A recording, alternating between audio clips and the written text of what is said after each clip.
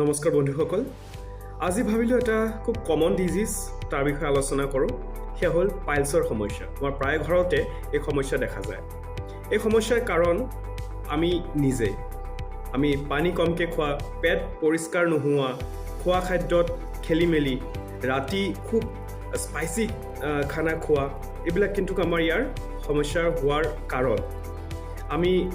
পেট পৰিষ্কাৰ হোৱাৰ কাৰণে মই প্ৰতিবাৰে কওঁ যে ৰাতি আপোনালোকে একাপ কুহুমীয়া গৰম পানীৰ লগত ত্ৰিফলা পাউডাৰ মিক্স কৰি খাব এয়া পেট পৰিষ্কাৰ কৰিবলৈ আমাৰ খুব সুবিধা হয় এতিয়া পাইলছৰ সমস্যা হ'লে কিন্তু বহুত ধৰণৰে হয়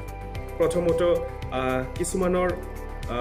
কনষ্টিপেশ্যনৰ প্ৰব্লেম দেখা যায় পেট ক্লিয়াৰ নহয় দুই নম্বৰ কিছুমানৰ শৌচ কৰাৰ দৰত বিষৰ সমস্যা দেখা যায় কিছুমানৰ ব্লিডিং হোৱাৰ সমস্যা দেখা যায় আন কিছুমানৰ আকৌ শৌচ কৰাৰ দৰত মাংস ওলোৱাৰ সমস্যা দেখা যায় বা খজুতি সমস্যা দেখা যায় তো এইবিলাকৰ পৰা কেনেকৈ আমি পৰিত্ৰাণ পাব পাৰোঁ আমি ফাৰ্ষ্ট অফ অল আমি কি কৰিব লাগিব নিজৰ দৈনন্দিন জীৱনটোক অলপ চেঞ্জ কৰিব লাগিব ৰাতিপুৱা অলপ সোনকালে উঠি য়োগা কৰা বা ব্যায়াম কৰা তাৰোপৰি কুহুমীয়া গৰম পানী খোৱা দিনটোত ভাজা পোৰা মছলাজাতীয় খাদ্য অলপ কমকৈ খোৱা বা নাখালে খুবেই ভাল তাৰোপৰি ৰাতিৰ ভাগত বিশেষকৈ আমি কোনো ধৰণৰ অধিক মছলাযুক্ত আহাৰ গ্ৰহণ নকৰোঁ এতিয়া ইয়াৰ যাৰ হৈ গৈছে এই সমস্যা কেনেকৈ আপোনালোকে ইয়াক ভাল কৰিব পাৰে তো এটা মেডিচিন আছে প্ৰথমতে ঘৰুৱাভাৱে আপোনালোকে ট্ৰাই কৰি চাওক একাপ কেঁচা গাখীৰ ল'ব গৰু গাখীৰ হ'লে খুবেই ভাল একাপ কেঁচা গাখীৰ তাত এটা গোল নেমু টুকুৰা কৰি দুভাগ কৰি এভাগ সম্পূৰ্ণ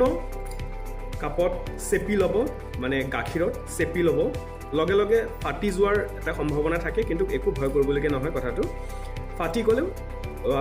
নেমু চেপাৰ লগে লগে গাখীৰত মিক্স কৰি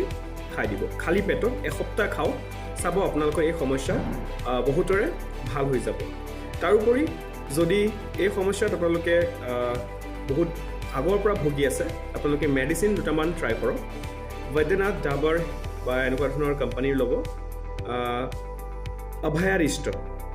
অভয়াৰিষ্ট 4 চামুচ পানী মিক্স কৰি দিনে 3 বাৰ খোৱাৰ পিছত খাব তাৰপিছত কুজ্জাৰিষ্ট খাব পাৰে একেধৰণে তাৰোপৰি অশ্ববিনাশক বটিকা পোৱা যায় সেইটো খাব পাৰে এটাকে ৰাতিৰ সময়ত টোপনি যোৱাৰ আগত